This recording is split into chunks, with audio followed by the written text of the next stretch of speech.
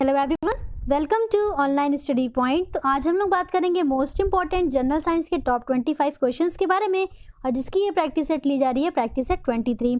इसके पहले की 22 प्रैक्टिस सेट आप लोगों को साइंस के प्लेलिस्ट में मिल जाएगी। तो जिसने भी उन वीडियोस को नहीं देखा है जाकर के देखिएगा, काफ़ी इंपॉर्टेंट क्वेश्चन को डिस्कशन किए गए हैं। और ये वीडियो उन सभी एग्जामिनेशन के लिए इंपॉर्टेंट होता है जहाँ पर भी जनरल साइंस के क्वेश्चन पूछे जाते हैं। ठीक है, तो वीडियो को लास्ट तक जरूर देखा करिए, कमेंट करके अपने स्कोर बताया करिए कि 25 क्वेश्चंस में से आपके कितने क्वेश्चन सही हो पा रहे हैं। और लास्ट में आपको एक क्वेश्चन भी प्रोवाइड किया जाता है जिसका आंसर आपको कमेंट सेक्शन में देना होता है। ठीक है, तो स्टार्ट करने से पहले जिसने अभी तक चैनल को सब्सक्राइब नहीं किया है, चैनल को सब्सक्राइब करके बेल आइकन को दबा दीजिए, जिससे कि वीडियो की नोटिफिकेशन आपको सबसे पहले मिल जाए। और वीडियो की पीडीएफ के लिए आप टेलीग्राम चैनल को भी ज्वाइन कर सकते हो, जिसके लिंक नीचे डिस्क्रिप्शन बॉक्स में मिल जाएगी। वीडियो पसंद आता है तो वीडियो को लाइक करिए और ज़्यादा से ज़्यादा शेयर करके अपना सपोर्ट शो करिए। जिसने अभी तक ऑनलाइन स्टडी पॉइंट के एंड्रॉइड ऐप को नहीं इंस्टॉल किया है, जल्दी से जाकर के प्ले स्टोर पर इंस्टॉल कर लीजिए। बहुत ही अच्छा ऐप है, इसमें आपको साइंस का क्विज भी मिल रहा है और साथ ही साथ अब आपको मिलने जा रहा है साइंस का रिवीजन भी। ठीक है, तो आप लोग यहाँ पे साइंस की प्रैक्टिस सेट को सॉल्व करोगे 6 बजे, उसके बाद कुछ ही घंटों में आपको साइंस का वहाँ पे रिवीजन मिलने वाला है वॉइस मैसेज के थ्रू। ठीक है, और क्विज तो आपकी डेली जा ही रही है, क्विज को आप लोग सॉल्व करिए, क्विज को सॉल्व करके देखिए कि आपका कितना क्वेश्चन सही हो पा रहा है उसमें। ठीक है, तो फर्स्ट क्वेश्चन आपकी स्क्रीन पे है, फर्स्ट क्वेश्चन को पढ़िए, देखिए क्या है। सल्फर हेक्साफ्लोराइड अणु का आकार कौन सा है? सल्फर हेक्साफ्लोराइड यानी कि SF6। ठीक है, SF6 क्या होता है? सल्फर हेक्साफ्लोराइड होता है। आपसे पूछा गया कि इसका आकार कैसा होगा, तो इसका आंसर करेक्ट है ऑप्शन बी यानी कि अष्टफलीय। ठीक है, इसका आकार होता है अष्टफलीय। आइए इसका एक्सप्लेनेशन देखिए। सल्फर हेक्साफ्लोराइड एक अकार्बनिक, रंगहीन, गंधहीन, गैर ज्वलनशील, गैर विषैली लेकिन बेहद शक्तिशाली ग्रीन हाउस गैस और एक उत्कृष्ट विद्युत इंसुलेटर होता है। SF6 की जो ज्यामिट्री होती है यानी कि ज्यामिति होती है वो कैसी होती है? तो वो एक ऑक्टाहेड्रल होती है, जिसमें एक केंद्र पे सल्फर परमाणु होता है और इसके चारों तरफ क्या होते हैं? फ्लोरीन होते हैं। 6 परमाणु फ्लोरीन के होते हैं। जैसा कि अभी आपने डायग्राम में देखा था कि बीच में जो है वो सल्फर है और चारों ये जो 6 साइड में है, तो 6 साइड में क्या है? तो ये फ्लोरीन के परमाणु लगे हुए हैं। ठीक है ना, यहाँ तक क्लियर हो गया। आइए चलते हैं नेक्स्ट क्वेश्चन। नेक्स्ट क्वेश्चन आपके स्क्रीन पे है, पढ़िए क्या है। कौन सा हार्मोन लड़ो या उड़ो हार्मोन्स कहलाता है? 4 ऑप्शन आपको दिए गए हैं, इनमें से क्या करेक्ट हो जाएगा? तो इसका आंसर करेक्ट है ऑप्शन बी यानी कि एड्रेनल हार्मोन को लड़ो या उड़ो हार्मोन्स कहते हैं। AD। ठीक है, एड्रेनल हार्मोन को लड़ो या उड़ो हार्मोन्स कहा जाता है। यहाँ तक क्लियर हो गया। ये हार्मोन जो होता है काफ़ी ज़्यादा इंपॉर्टेंट होता है। देखिए कहाँ पे पाया जाता है, ये किडनी के ऊपर पाया जाता है। इसके काफ़ी क्वेश्चन तो हमने आपको करवा दिए हैं, तो काफ़ी ज़्यादा एग्जामिनेशन में ये वाला हार्मोन पूछा जाता है। ठीक है, तो एड्रेनल हार्मोन को आप लोग एकदम अच्छे से याद कर लीजिए। आइए देखते हैं इसका एक्सप्लेनेशन क्या होता है। अधिवेग ग्रंथि यानी कि एड्रेनल ग्लैंड कशेरुकी जीवों में पाई जाने वाली एक अंतःस्रावी ग्रंथि है। तो एड्रेनल ग्लैंड कैसी ग्लैंड है? तो अंतःस्रावी ग्रंथि है यानी कि एंडोक्राइन ग्लैंड है। ठीक है, और ये कहाँ पे पाई जाती है? तो यह किडनी के ऊपर स्थित होती है। इसका मुख्य कार्य तनाव की स्थिति में हार्मोन निकालना होता है। ठीक है, ये क्वेश्चन भी याद रखिएगा, तो कि तनाव की स्थिति में हार्मोन कौन सी ग्लैंड निकालती है? तो ये एड्रेनल ग्लैंड निकालती है। ओके, यहाँ तक क्लियर हो गया। आइए चलते हैं क्वेश्चन थर्ड पे। क्वेश्चन थर्ड आपकी स्क्रीन पे लौंग है। 4 ऑप्शन आपको दिए गए हैं, इनमें से बताना है कि लौंग क्या है। तो इसका आंसर करेक्ट ऑप्शन है यानी कि सूखी हुई पुष्पकलिका। ठीक है, लौंग क्या है? सूखी हुई पुष्पकलिका। आइए चलते हैं नेक्स्ट क्वेश्चन आपके स्क्रीन पे। शुष्क वातावरण में उगने वाले पौधे को क्या कहते हैं? 4 ऑप्शन आपको दिया गया है, बताइए कि शुष्क वातावरण में उगने वाले पौधे को क्या कहा जाता है? तो इसका आंसर करेक्ट हो जाएगा ऑप्शन डी यानी कि ज़ेरोफाइट। ठीक है, शुष्क वातावरण में उगने वाले पौधों को ज़ेरोफाइट कहा जाता है। आइए इसका एक्सप्लेनेशन देखिए क्या होता है। वे पौधे जो शुष्क स्थानों पर उगते हैं मरुभिद या फिर ज़ेरोफाइट कहलाते हैं। ये पौधे जिन स्थानों पर उगते हैं वहाँ पर पर्याप्त जल या तो बहुत कम होता है या फिर इस प्रकार का होता है कि पौधे उसका उपयोग नहीं कर पाते हैं। यहाँ तक क्लियर हो गया। आइए चलते हैं नेक्स्ट क्वेश्चन आपकी स्क्रीन पे है। कैप्स चक्र कहाँ संपन्न होता है? ये आपसे पूछा जा रहा है। क्रैप्स चक्र कहाँ पे संपन्न होता है ये बताना है। तो इसका आंसर क्या करेक्ट है? इसका आंसर करेक्ट होगा ऑप्शन सी यानी कि माइटोकॉन्ड्रिया में कैप्स चक्र संपन्न होता है। कैप्स चक्र क्या होता है? आइए इसको एक्सप्लेनेशन में देखिए। कैप्स चक्र वायवीय श्वसन की दूसरी अवस्था है। यह कोशिका के माइटोकॉन्ड्रिया में होती है। इस क्रिया में क्या होता है? तो ग्लूकोज का अंत पदार्थ यानी कि पायरुविक अम्ल पूर्ण रूप से ऑक्सीकृत होकर के कार्बन डाइऑक्साइड और जल में बदल जाता है तथा अधिक मात्रा में ऊर्जा मुक्त होती है। ठीक है, और यह क्रिया कई चरणों में होती है तथा एक चक्र के रूप में कार्य करती है। जैसा कि अभी आपको डायग्राम में दिख रहा था कि कैप्स चक्र देखिए कई चरणों में हो रही है और यह एक पूरा सर्कल की तरह, साइकिल की तरह चलती रहती है। ठीक है, एक के बाद दूसरा, दूसरे के बाद तीसरा, ये प्रोसेस हमेशा होते रहते हैं। और ये कैप्स चक्र कहाँ पे संपन्न होती है? तो ये होती है माइटोकॉन्ड्रिया में संपन्न। यहाँ तक क्लियर हो गया। आइए चलते हैं नेक्स्ट क्वेश्चन। क्वेश्चन 6 आपकी स्क्रीन पे है। सोने को घोला जा सकता है। 4 ऑप्शन आपको दिए गए हैं, इनमें से क्या करेक्ट हो जाएगा? तो इसका आंसर करेक्ट है ऑप्शन सी, यानी कि 3 भाग हाइड्रोक्लोरिक अम्ल तथा 1 भाग नाइट्रिक अम्ल में सोने को घोला जा सकता है। और इसका देख लीजिए किस रंग का होता है, तो यह नारंगी कलर का होता है। तीनों को घोलने के बाद जैसे कि 3 भाग लिया गया है हाइड्रोक्लोरिक अम्ल यानी कि HCl, और 1 भाग लिया गया है क्या, तो 1 भाग लिया गया है HNO3 का यानी कि नाइट्रिक अम्ल का। ओके, यहाँ तक क्लियर। आइए इसका एक्सप्लेनेशन देखिए क्या है। तो एक्वारेजिया यानी कि अम्लराज नाइट्रिक एसिड और हाइड्रोक्लोरिक एसिड का मिश्रण होता है जो 1:3 के अनुपात में है। यहाँ पे देखिए नाइट्रिक एसिड पहले है तो 1 अनुपात हो गया, हाइड्रोक्लोरिक अम्ल बाद में है तो ये 3 के अनुपात में हो गया। यहाँ तक क्लियर हुआ। किस रंग का होता है ये, तो पीले नारंगी रंग का होता है, तरल होता है। और यह किसको गला सकता है, तो यह सोने और प्लेटिनम को भी गला सकता है। यहाँ तक क्लियर हो गया। आइए चलते हैं नेक्स्ट क्वेश्चन आपकी स्क्रीन पे है। इन्फ्लुएंजा यानी कि H1N1 को अधिक प्रचलित रूप में जाना जाता है। इन्फ्लुएंजा को अधिक प्रचलित रूप में जाना जाता है, उसे क्या कहते हैं, तो इसका आंसर करेक्ट है ऑप्शन बी यानी कि स्वाइन फ्लू। ठीक है, स्वाइन फ्लू के रूप में ये ज़्यादा प्रचलित है, इन्फ्लुएंजा H1N1 के रूप में कम प्रचलित है। ठीक है, आइए चलते हैं नेक्स्ट क्वेश्चन आपकी स्क्रीन पे। कच्ची चीनी को रंगहीन करने हेतु जिस चारकोल का प्रयोग किया जाता है वह है। 4 ऑप्शन आपको दिए गए हैं, इनमें से बताइए क्या हो जाएगा। तो इसका आंसर करेक्ट है ऑप्शन डी यानी कि एनिमल चारकोल। ठीक है, कच्ची चीनी को रंगहीन करने हेतु एनिमल चारकोल का प्रयोग किया जाता है। ठीक है, यहाँ तक समझ में आ गया। आइए चलते हैं नेक्स्ट क्वेश्चन, थोड़ा सा इसको समझ लीजिए। एनिमल चारकोल कैसे प्रिपेयर किया जाता है, तो a fine charcoal prepared by calcining bones in a closed vessel use as a filtering agent in a sugar refining, यानी कि चीनी को साफ करने के लिए। यहाँ तक क्लियर हो गया। तो आइए चलते हैं नेक्स्ट क्वेश्चन आपके स्क्रीन पे। वायु में कौन सी नोबल गैस नहीं होती है। वायु में कौन सी नोबल गैस नहीं होती है ये आपको बताना है। नोबल गैस यानी कि इनर्ट गैस, ठीक है, अक्रिय गैस भी जिसे आप लोग कहते हो। तो क्या हो जाएगा इसका आंसर करेक्ट, तो इसका आंसर करेक्ट है ऑप्शन डी यानी कि रेडॉन। ठीक है, वायु जो होता है सभी गैसों का मिश्रण होता है, परंतु उसमें रेडॉन जो होती है वो नहीं पाई जाती है। नोबल गैस कौन सी नहीं है, तो 4 ऑप्शन में से आपका करेक्ट हो जाएगा ऑप्शन डी यानी कि radon gas. Helium, neon, argon ये सारी भी नोबल गैसेस होती हैं, पर ये सब वायु में पाई जाती हैं। ठीक है, आइए चलते हैं नेक्स्ट क्वेश्चन आपके स्क्रीन पे। क्वेश्चन 10 को पढ़िए। थायराइड ग्रंथि से थायरॉक्सिन स्रावित करने के लिए उत्तेजित करने वाला अंतःस्रावी हार्मोन कौन सा है, ये आपको बताना है। 4 ऑप्शन दिए गए हैं, TSH, FSH, LTH and ACTH। क्या हो जाएगा इसका आंसर करेक्ट, तो इसका आंसर करेक्ट है ऑप्शन यानी कि TSH। TSH का फुल फॉर्म क्या होता है, तो TSH का फुल फॉर्म होता है थायराइड स्टिमुलेटिंग हार्मोन। ठीक है, क्या होता है, थायराइड स्टिमुलेटिंग हार्मोन। और बाकी के जो तीनों हार्मोन होते हैं ये पिक्चुरी ग्लैंड से स्रावित होते हैं। ठीक है, तो पिक्चुरी ग्लैंड से स्रावित होते हैं FSH, LTH और ACTH, और थायराइड ग्लैंड से स्रावित होता है तो इससे होता है TSH हार्मोन। ओके, तो ये चीज़ याद रखिएगा, काफ़ी इंपॉर्टेंट है। आइए चलते हैं नेक्स्ट क्वेश्चन आपकी स्क्रीन पे है। क्वेश्चन 11 को पढ़िए।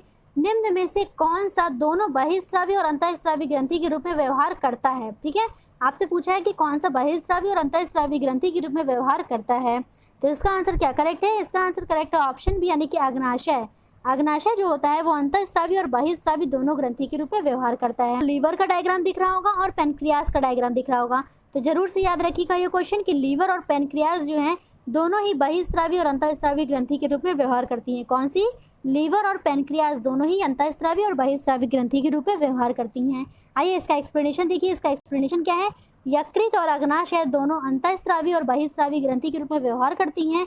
ये बहिस्रावी ग्रंथि इसलिए हैं क्योंकि वे उत्पादों को पित्त और अग्नाशयी रस नलिकाओं की एक श्रृंखला के माध्यम से जठरा अंत संबंधी मार्ग, और अंतःस्रावी इसलिए होते हैं क्योंकि वे सीधे रक्त में अन्य पदार्थों का स्त्राव करते हैं। यहाँ तक क्लियर हुआ। बहिस्रावी क्यों है, वो बहिस्रावी इसलिए हैं क्योंकि वे उत्पादों को पित्त और अग्नाशयी रस नलिकाओं की एक श्रृंखला के माध्यम से जठरांत तक पहुँचाते हैं, और अंतःस्रावी इसलिए हैं क्योंकि वे सीधे रक्त में अन्य पदार्थों का स्त्राव करते हैं। तो सारा चीज़ आपको क्लियर हो गया कि बहिस्रावी क्यों है और अंतःस्रावी क्यों है। ठीक है, तो यकृत और अग्नाशय दोनों ही अंतःस्रावी और बहिस्रावी ग्लैंड होती हैं। आइए चलते हैं नेक्स्ट क्वेश्चन आपकी स्क्रीन पे है। ऑपरेशन थिएटर में किसी रोगी को बेहोश करने के लिए निश्चेतक के रूप में किसका इस्तेमाल किया जाता है। बेहोश करने के लिए किस चीज़ का इस्तेमाल किया जाता है ये आपको बताना है। तो इसका आंसर करेक्ट है ऑप्शन सी यानी कि नाइट्रस ऑक्साइड। ठीक है, नाइट्रस ऑक्साइड का इस्तेमाल किया जाता है निश्चेतक करने के लिए यानी कि बेहोश करने के लिए। यहाँ तक क्लियर हो गया। आइए चलते हैं नेक्स्ट क्वेश्चन आपकी स्क्रीन पे। क्वेश्चन 13 को पढ़िए। निम्नलिखित में से सबसे अधिक वृद्धि दर किस पादप की होती है। 4 ऑप्शन आपको दिए गए हैं, इनमें से बताना है कि सबसे अधिक वृद्धि दर किस पादप की होती है। तो इसका आंसर करेक्ट है ऑप्शन बी यानी कि बांस। ठीक है, तो जो बांस का पादप होता है यानी कि पेड़ होता है, इसकी वृद्धि दर सबसे अधिक होती है। आइए चलते हैं नेक्स्ट क्वेश्चन आपकी स्क्रीन पे। ताप बढ़ने पर अर्धचालकों की चाल पर क्या प्रभाव पड़ता है, ये आपसे पूछा जा रहा है।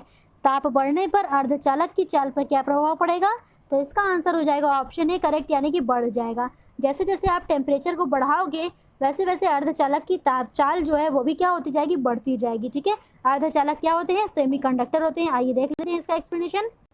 अर्धचालक यानी कि सेमीकंडक्टर उन पदार्थों को कहते हैं जिनकी विद्युत चालकता चालकों यानी कि कंडक्टर से कम होती है, परंतु अचालकों यानी कि इंसुलेटर से अधिक होती है। ठीक है, तो अर्धचालक वो होते हैं जिनकी विद्युत चालकता चालकों से कम और अचालकों से अधिक होती है। और कितना होती है, तो 10⁻⁵ से लेकर के 10⁸ ओम मीटर के बीच में होती है। यहाँ तक क्लियर हो गया। अर्धचालक क्या क्या होते हैं, तो अर्धचालक होते हैं सिलिकॉन, जर्मेनियम, कैडमियम सल्फाइड, गैलेनियम और आर्सेनाइड। ये सब क्या होते हैं, तो ये सब अर्धचालक यानी कि सेमीकंडक्टर होते हैं। यहाँ तक क्लियर हो गया। आइए चलते हैं नेक्स्ट क्वेश्चन आपकी स्क्रीन पे। बल गुणनफल है, यानी कि force is a multiple of. Force किसका मल्टीपल है ये आपको बताना है। तो इसका आंसर करेक्ट हो जाएगा F = ma होता है। ये आपको पता है न्यूटन के सेकंड फॉर्मूले से। तो F = ma होता है, यानी कि फोर्स गुणनफल होता है द्रव्यमान और त्वरण का। किसका हो जाएगा, द्रव्यमान और त्वरण का, जहाँ पे m द्रव्यमान है और a क्या है, तो त्वरण है। आइए इसका एक्सप्लेनेशन देखिए थोड़ा सा कि Newton second law is often stand as F = ma, जैसे कि हमने अभी आपको बताया, which means that force F acting on an object is equal to the mass m and object time its acceleration a। यहाँ तक क्लियर हो गया। F = ma, जहाँ पे m मास है और a क्या है, एक्सेलरेशन है। क्लियर हो गया। तो आइए चलते हैं नेक्स्ट क्वेश्चन आपकी स्क्रीन पे। प्रोटीन के विघटन द्वारा निर्माण होता है। 4 ऑप्शन आपको दिए गए हैं, इनमें से बताना है कि प्रोटीन के विघटन द्वारा किसका निर्माण होता है। तो इसका आंसर करेक्ट होगा ऑप्शन डी, यानी कि अमीनो एसिड, अमीनो अम्ल का निर्माण होता है प्रोटीन के विघटन पर। जब प्रोटीन को तोड़ा जाता है तो वह अमीनो एसिड में टूट जाता है। ओके, तो क्वेश्चन 17 अब आपकी स्क्रीन पे है। क्वेश्चन 17 को पढ़िए। क्या पूछा है कि प्रतिजन क्या होता है, यानी कि आपसे पूछा है कि एंटीजन किसे कहते हैं, एंटीजन क्या होता है। तो इसका आंसर करेक्ट होगा ऑप्शन, यानी कि प्रतिरक्षी निर्माण करने के लिए उद्दीपनता। प्रतिजन क्या होता है, तो प्रतिरक्षी का निर्माण यानी कि एंटीबॉडी को निर्माण करता है। ठीक है ना, एंटीजन जो होते हैं वो एंटीबॉडीज़ का निर्माण करते हैं। आइए इसका एक्सप्लेनेशन समझिए। इसका एक्सप्लेनेशन क्या है, प्रतिजन किसी जीवधारी के शरीर में उपस्थित वे अणु हैं जो रोगों से लड़ने की क्षमता उत्पन्न करते हैं।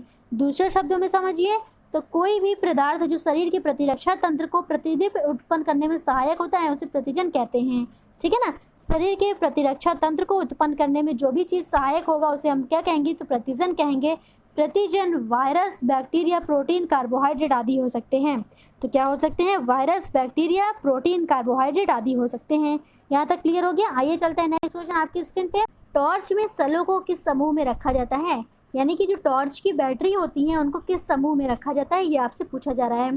तो इसका आंसर क्या करेक्ट है, इसका आंसर करेक्ट हो जाएगा ऑप्शन बी, यानी कि श्रेणी क्रम में। ठीक है, किस में रखा जाता है, तो श्रेणी क्रम में रखा जाता है। श्रेणी क्रम क्या होता है, देखिए जैसे एक बैटरी है उसके बाद दूसरी बैटरी को हमने लगा दिया तो ये आएगा श्रेणी क्रम में। और समांतर क्रम क्या हो जाएगा, तो समांतर क्रम एक बैटरी ऐसे होगी, दूसरी बैटरी ऐसे होगी, तीसरी बैटरी ऐसे होगी। तो इस तरह का जब क्रम होगा तो ये होगा समांतर क्रम, और इस तरह का जो क्रम है तो ये होता है टॉर्च में, इसलिए इसको बोलते हैं श्रेणी क्रम में। ठीक है, तो टॉर्च में सलों को श्रेणी क्रम के समूह में रखा जाता है। यहाँ तक क्लियर। आइए चलते हैं क्वेश्चन 19 आपके स्क्रीन पे। बैरोमीटर की रीडिंग में अचानक गिरावट आने से मौसम का संकेत मिलता है।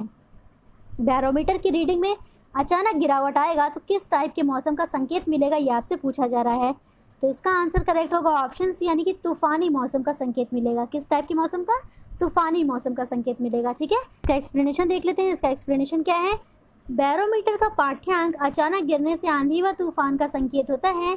बैरोमीटर या वायु दाबमापी एक ऐसा यंत्र है जिसके द्वारा वायुमंडल के दबाव को मापा जाता है। यहाँ तक क्लियर।